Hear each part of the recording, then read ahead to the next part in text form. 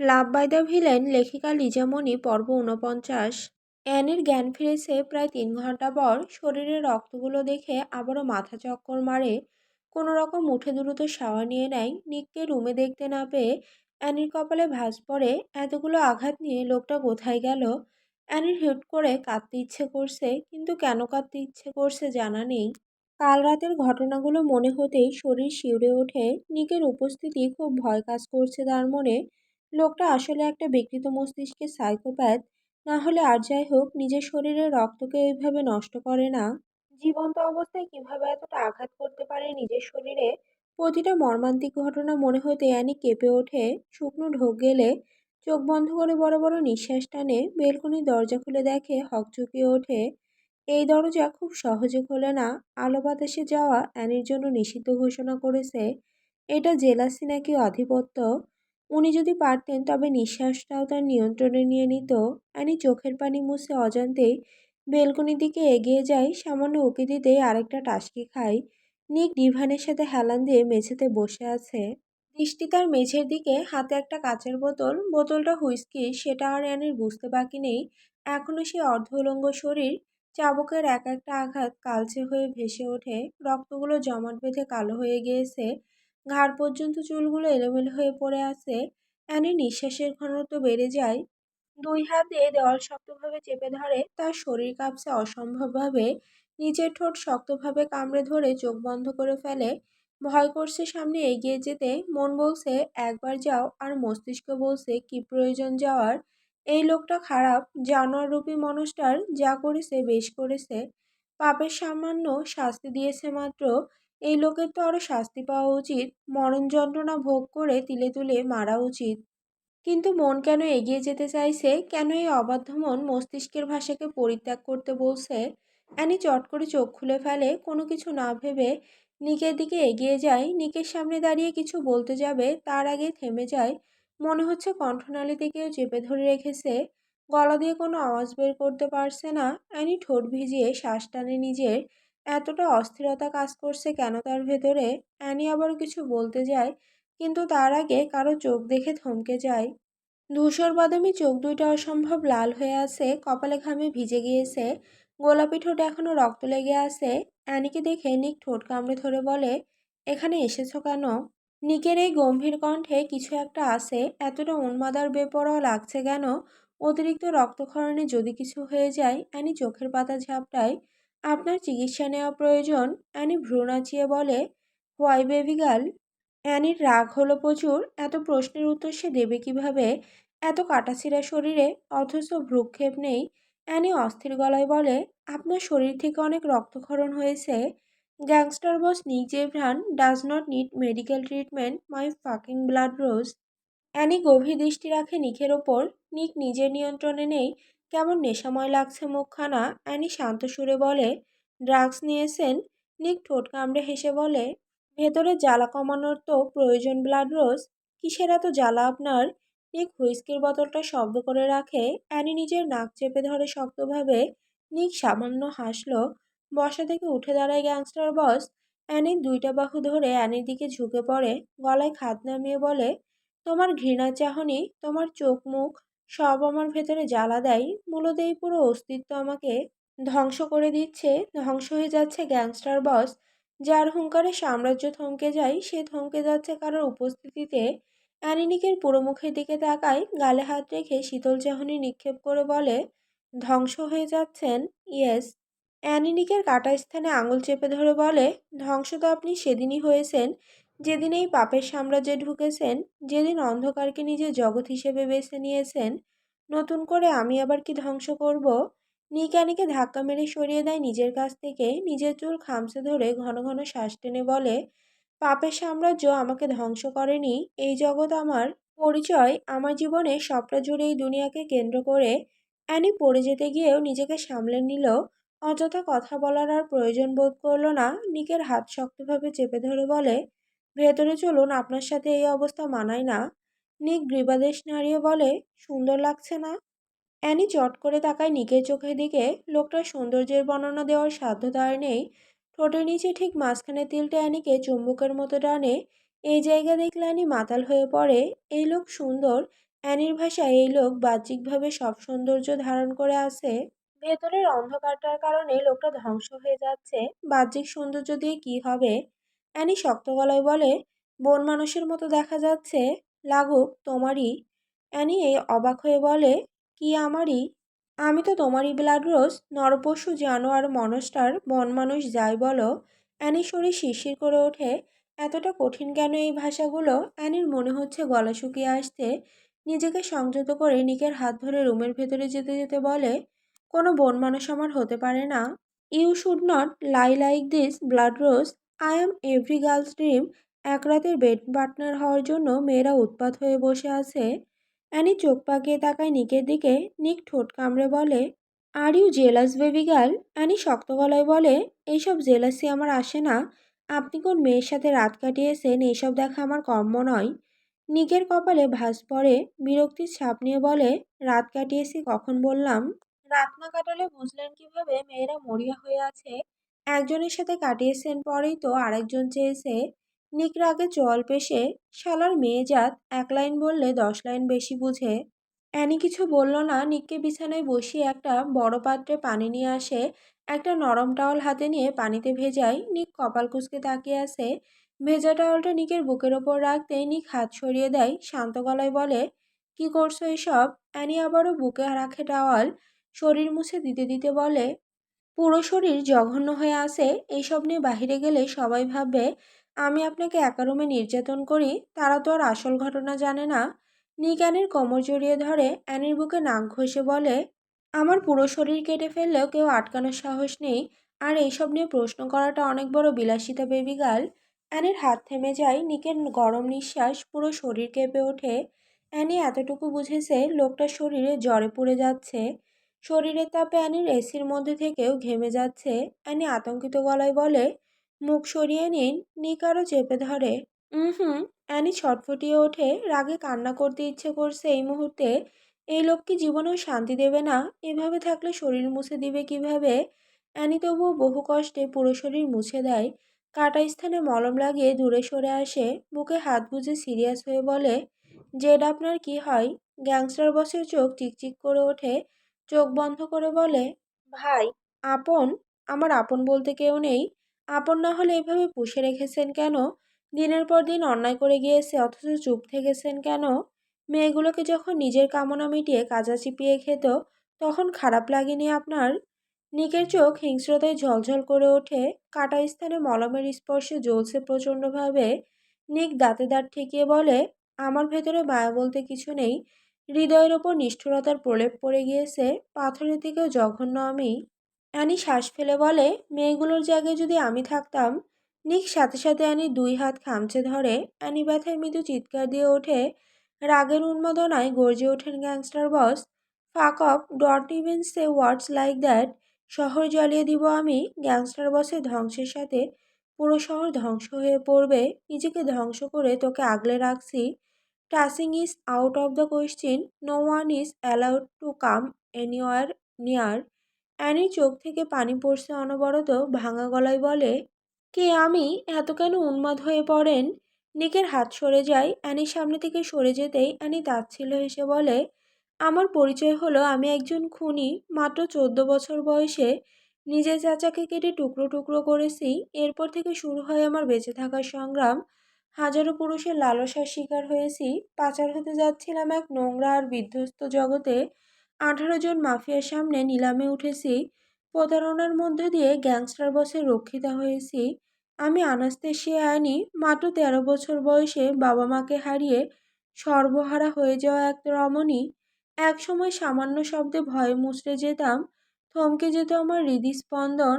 আর এখন আমি হাজারটা শব্দ তৈরি করি, ভয় পাই তবুও বারবার হাত রক্তাক্ত করে ফেলি। একদিনে লক্ষ বছরের কষ্ট সয়েছি আমি। প্রতিনিয়ত ভয়ে মুচড়ে যেতাম কখন আমার ইজ্জত এসে হামলে পড়বে। প্রতিঘাত করেছি যারা আমার দিকে হাত বাড়িয়েছে, মৃত্যু দিয়েছি তাদের। নিজের বুকে জমে থাকা কষ্ট আর আর্তনাদগুলোকে আকাশে উড়িয়ে দিয়েছি। নিজেকে এতটা শক্ত রেখেছি যে যাতে ভেঙে না পড়ি। একবারও জানতে চেয়েছেন বাচ্চা মেয়েটাকে যে বিয়ে করেছে সে কেমন আছে? এতটা বয়স তো আমার হয় না। যতটা নিষ্ঠুরতার সম্মুখীন হয়েছি, এসব মোকাবেলা করার বয়স কি আমার হয়েছে? স্বামী হয়ে কোনোদিন মাথায় হাত বুলিয়ে দিয়েছেন, চোখের পানি মুছে দিয়ে কোনোদিন বুকে জড়িয়ে নিয়েছেন। একটা কাগজে স্বাক্ষর করলেই কি স্বামী হওয়া যায়? আপনি আমার স্বামী নন। বাবা মা থাকলে এতটা সংগ্রাম আমি কখনোই করতাম না। আমার পরিচয় এটা। অ্যানির কণ্ঠ ভেঙে আসে, শরীর কাঁপছে তার অসম্ভবভাবে। মুখ চেপে ধরে নিজেকে নিয়ন্ত্রণ করতে থাকে। নিক অ্যানির মাথাটা নিজের মাথাটায় নিজের বুকের সাথে জড়িয়ে ধরে, ঘন ঘন নিঃশ্বাস টেনে অস্ফুট আওয়াজে বলে, কি চাই তোর বউ? একবার শুধু বল। শহর ধ্বংস করে হলেও আমি সেই সুখ তোর পদতলে এনে দিব। নিকের উষ্ণ আলিঙ্গনে রমণী আরো নেতিয়ে পড়ে, চোখ বন্ধ করে বলে, পারবেন না দিতে? একবার বল। আমার সব কথা শুনতে হবে, পারবেন? নিক ঠোঁট কামড়ে ধরে বলে, দিনটা তোমার নামে লিখে দিব যদি রাতটা আমার নামে হয়। অ্যানির নাক মুখ কুঁচকে আসে, প্রয়োজন নেই। আমার প্রয়োজন পড়লে নিজেই নিতে জানি। আর কি চাই? আমি যা চাই সেটা আপনি ইহকালে কখনো দেবেন না। এই জীবনে কোনোদিন আমায় মুক্তিও হবে না। নিকের চোখ মুখের রং পাল্টে যায়, তীব্র ক্ষোভে বুক থেকে অ্যানিকে সরিয়ে দেয়। অ্যানির চোয়াল চেপে ধরে বলে, মুক্তির কথা ভাবলে জ্যান্তে কবর দিয়ে আসবো। একবার তো বাঁচিয়ে নিয়েছি, পরের বার সেইটুকু করব না। নিক সবটা রাগ নিয়ে কাবাটের কাছে যায়, হাত পুরোটা ব্যান্ডেজ করা, কাপড়ও স্পর্শ করতে পারছে না, মেজাজ আরও তীক্ষ্ণ হয়ে ওঠে। অ্যানি চুপচাপ কাবার্ডের কাছে গিয়ে নিকের ফর্মাল ড্রেস বের করে, এরপর নিকের কাছে গিয়ে বলে, আপনার শরীরে প্রচুর জ্বর। নিক গম্ভীর হয়ে বলে, নর্মাল। এই অবস্থায় বাহিরে গেলে অঘটন ঘটে যাবে। নিকের শান্ত দৃষ্টি, তাতে তোমার কি? মানুষ হিসেবে মনুষ্যত্ব দেখাচ্ছি। নিকের চোয়াল শক্ত হয়ে আসে, অগ্নিদৃষ্টি নিয়ে বলে, মিথ্যে মায়া দেখাতে আসলে জান খেয়ে ফেলবো। শুয়ে রেস্ট নাও। অ্যানি আহাম্মকের মতো তাকিয়ে থাকে। এই কারণে কারোর ভালো চাইতে নেই। 10 মিনিটের ব্যবধানে নিক রেডি হয়ে আসে। অ্যানি অস্থিরতা নিয়ে আবারও বলে, আপনি এখন অনেক দুর্বল। এরপরও তোমাকে অজ্ঞান করার ক্ষমতা আছে। চলো একবার প্রমাণ পেয়ে যাবে। নিকের অশালীন ইঙ্গিত বুঝতেই অ্যানি নাক মুখ খিচে ফেলে। অ্যানি বিড়বিড় করে নিককে গালি দেয় কয়েকটা। নিক নিজের প্রয়োজনীয় অস্ত্র নিয়ে দরজার কাছে চলে আসে। অ্যানি চট করে নিকের হাত ধরে অসহায় গলায় বলে, অতিরিক্ত রক্তক্ষরণে আপনি দুর্বল হয়ে আছেন। এই অবস্থায় বাহিরে গেলে জ্বর আরও বেড়ে যাবে। নিক রাগে দাঁত পিষে নিজের ঘাড়ে আঙুল ঘষে কপালে ভাঁজ ফেলে অ্যানির দিকে তাকায়। অ্যানির একদম কাছে এসে বলে, are you showing affection or putting on a fake act? My fucking blood rose. মিথ্যে জিনিসটা গ্যাংস্টার বস সহ্য করতে পারে না। এইসব অযথা মায়া দেখাতে আসলে শ্বাসরোধ করে মারবো। অ্যানি কি সত্যি মিথ্যে মায়া দেখাচ্ছে? সামান্য হেসে বলে, মারতে পারবেন? চ্যালেঞ্জ করছো? অ্যানি আত্মবিশ্বাসের গলায় বলে, আমাকে আপনি মারতে পারবেন না নিক জেব্রান। মারার হলে বহু আগে মেরে ফেলতেন। অসংখ্যবার আপনার ভয়ানক রাগের শিকার হয়েছি। আমার জায়গায় অন্য কেউ হলে হয়তো তাকে রাগের উন্মাদনায় কেটে ফেলতেন। অথচ আমাকে যখন মারেননি তখন মনে হয় না আর জানে মারবেন। মেহেরকে আজ হসপিটাল থেকে নিয়ে আসা হয়েছে। নিক চেয়েছিল একবার দেখতে, কিন্তু মেহেরের নিষেধ, নিকের ছায়া যাতে তার রুমে না পড়ে। মেয়েটার চোখ কঠোরে বসে গিয়েছে, মুখটা কেমন ফ্যাকাশে হয়ে গিয়েছে, চোখের নিচে ডার্ক সার্কেল পড়ে গিয়েছে। নির্ঘুম রাতের উদাহরণ তার মলিন মুখখানা। সারাদিন বাহিরে উদাসীন নয়নে তাকিয়ে থাকে। রমণীর ভেতরে কি চলছে কারো বোঝার ক্ষমতা নেই। আরিশ এইমাত্র মেহেরের কাছ থেকে নিজের বাড়িতে গিয়েছে, সেই বাড়ি যেখানে অ্যানিকে প্রথম রাখা হয়েছিল। এখন সেই বাড়িতে নাজলির বসবাস। আরিশ ড্রয়িং রুমে ঢুকতেই বিরক্তিতে মেঝের দিকে তাকায়। পুরো মেঝে নোংরা করে রেখেছে। নাজলি ডিভানে বসে এটা সেটা খাচ্ছে আর সেটা মেঝেতে ফেলছে। কোলের ওপর যেন 10 দিনের খাবার নিয়ে বসেছে। নোংরা আরিশের সব থেকে অপছন্দের জিনিস। সরানো ছিটানো কিছু দেখলে শরীর শিরশির করে তার। মেঝেতে এমন নোংরা দেখে আরিশ চোয়াল শক্ত করে বলে, আমার বাড়ি কি তোমার ডাস্টবিন মনে হয়? হঠাৎ আরিশের কণ্ঠস্বর পেয়ে নাজলি ভয়ে ধরফরিয়ে ওঠে। সামনে আরিশের বিরক্তিকর মুখ দেখে বুকে থুতু ফেলে। একটা চিপস মুখে দিয়ে বলে, আপনাকেই তো ডাস্টবিন মনে হয়। আর বাড়িকে ডাস্টবিন ভাবা তা অস্বাভাবিক কিছু নয়। এত খুঁতখুঁত স্বভাব থাকলে ক্লিন করে নিন। আরিশ ধমকে ওঠে, হোয়াট রাবিশ! আমি ক্লিন করব মানে? নাজলি ভয়ে সামান্য ঢোক গেলে এই লোকগুলোর সামনে সে বুক ফুলিয়ে কথা বলে ভাবতেই নিজেকে নিয়ে গর্ব কাজ করে। বাহিরের আবহাওয়া খুব একটা ভালো নয়। অনেকক্ষণ ধরে মেঘের গর্জন শোনা যাচ্ছে। এই শীতল আবহাওয়াতেও নাজলি ঘামছে। নিজেকে ধাতস্থ করে বলে, আপনি ক্লিন করতে পারবেন না? এটা কোনো বইয়ে লেখা আছে? সরি, সরি, আপনাদের তো ক্রিমিনালদের লেখা বইয়ে থাকবে না। আপনাদের নাম তো ডাস্টবিনের গায়ে থাকবে। আরিশ নিজেকে সামলাতে না পেরে ফ্লাওয়ার টবটাকে লাথি মেরে ফেলে দেয়। নাজলির হাত ধরে দাঁড় করায় রাগে শক্ত গলায় বলে, ডোন্ট ক্রস ইউর লিমিট। এই পুরো বাড়িতে একা আছো, এরপরও ভয় লাগে না? অযথা কথা বলে আমার মাথা না খেয়ে ভালো লাগে না? নাজলি আরিশের হাত সরিয়ে নেয়, চোখে চোখ রেখে বলে, মৃত্যুর ভয় যখন কারো মন থেকে চলে যায় তখন সে বাঘের গর্জনের সামনেও হাসে, যেমন আমি আপনার সামনে হাসি। আর আপনার এই পচনশীল মাথা খেতে আমি নাজলি মাইলা ইন্টারেস্টেড নই। এই মাথায় শুধু জঘন্য কিছু। নাজলি এমনভাবে নাক মুখ কুঁচকে নিল যেন সত্যি নোংরা কিছু। আরিশ রাগে পারছে না নিজের চুল ছিঁড়ে ফেলতে। একটা মেয়ে এতটা বাচাল কিভাবে হয়? আরিশ সোফায় লাথি মেরে এই জায়গা ত্যাগ করতে চাইল। নাজলি বিড়বিড় করে দাঁত পিষে, রেপিস্ট একটা। আরিশ থেমে যায়, ঘাড় ঘুরিয়ে নাজলির দিকে তাকায়। নাজলি ঠোঁট ভিজিয়ে হতভম্ব হয়ে যায়। ও তো একদম কম আওয়াজে বলেছে, তাহলে এই লোক শুনল কিভাবে? ও নাজলি, একটু ধীরে কথা বললে কি হয় তোর? এখন ঠেলা সামাল দে। আরিশ রাগ দেখালো না, নিজেকে সংযত করে বলে, রেপ মানে? নাজলি চট করে বলে, রেপ মানে ধর্ষণ। আরিশ দাঁতে দাঁত পিষে বলে, থাপড়িয়ে জবান বন্ধ করবো বেয়াদব। ধর্ষণ আর রেপ মানে আমি চিনি না। নাজলি ঠোঁটে হাসি ফুটিয়ে বলে, আপনি চেনেন? ধর্ষণ মানে বুঝলে রাতের অন্ধকারে ধর্ষককে সাহায্য করেন কিভাবে? আদৌ অনুমান করতে পারেন এটার মানে কি? আরিশ বাঁকা হাসি দিয়ে শার্ট ঠিক করে, চুলে আঙুল ঢুকে পরিপাটি করে বলে, ধর্ষণ মানে জানতে চাও? জি বলুন। কর্তা একজন কর্ত্রীর ইচ্ছের বিরুদ্ধে গিয়ে হস্তে হস্ত রাখিয়া জোরপূর্বক কাপড় খুলিয়া একটা নির্দিষ্ট বিন্দুকে কেন্দ্র করে যে লম্বদণ্ড। নাজলি চেঁচিয়ে ওঠে, সোফা থেকে একটা বালিশ আরিশের দিকে ছুঁড়ে দিয়ে বলে, চুপ করুন অসভ্য লোক। আরিশ সরে যায়, বালিশ গিয়ে পড়ে সিঁড়ির কাছে। নাজলির অবস্থা দেখে নিজের ঠোঁট কামড়ে ধরে হাসে। নিকের ফোন পেতেই নাজলিকে আদেশ করে বলে, 5 মিনিটের ভেতরে রুমে আসবে, নয়তো যে কথাটা বলতে চেয়েছিলাম সেটা তোমার উপরে যাবে। নীরব হুমকি দিয়ে আরিশ উপরে চলে যায়। আরিশ চলে যেতেই নাজলি ডিভানের ওপর বসে ঠোঁট ভেজায়, বিড়বিড় করে বলে, নির্জলতার লিমিট ছাড়া এই লোকগুলো মুখ নয় যেন অ্যাটম বোমা। এরা সব কয়টা এক ক্যাটাগরির। যাব না আমি উপরে, ক্রিমিনালের বাচ্চা। গভীর এক রজনী রাতের অন্ধকার নিজে একটি জীবন্ত সত্তা হয়ে নেমে এসেছে চারপাশে। আকাশের বুকে তীব্র বজ্রপাত ছিন্নভিন্ন করে দিচ্ছে নীরবতা শেষ অবলম্বন। তুমুল বেগে ঝরে পড়া বৃষ্টি অদৃশ্য চাবুকের মতো আছড়ে পড়ছে মাটি আর ছাদের ওপর। বিদ্যুতের ঝলকানি ক্ষণিকের জন্য চারপাশকে উন্মোচন করে আবার গিলে ফেলছে অন্ধকারে। মেঘের গর্জন গভীর বুক ফাটা শব্দে ঘোষণা দিচ্ছে প্রকৃতির অপ্রতিরোধ্য ক্ষমতা। বাতাসের তাণ্ডবে গাছপালা কেঁপে উঠছে, পাতার আর্তনাদে ভারী হয়ে উঠছে রাত। ভেজা মাটির গন্ধে বাতাস ঘন, শ্বাস নিলে বুকের ভেতর চাপা উত্তেজনা জমে। দূরের আলো নিভে গিয়ে চারপাশে জন্ম নিচ্ছে এক রহস্যময় শূন্যতা। প্রতিটা মুহূর্তে মনে হচ্ছে এই রাত কোনো কাহিনীর অন্ধকারতম অধ্যায়। জানালার কাছে বসে আছে এক অষ্টদশী কন্যা। 2 ঘন্টা খরচ করে সে কয়েকটা চিঠি লিখেছে বৃষ্টির ফোঁটাগুলোকে অনুভব করার জন্য। একটা চিঠি সম্পূর্ণ না করেই জানালার কাছে এসে বসে পড়ে। তার চোখে মুখে বৃষ্টির ফোঁটা এসে আছড়ে পড়ছে। বৃষ্টির পানিতে মুছে যাচ্ছে তার চোখের পানি, বিলীন করে দিচ্ছে তার চাপা আর্তনাদগুলো।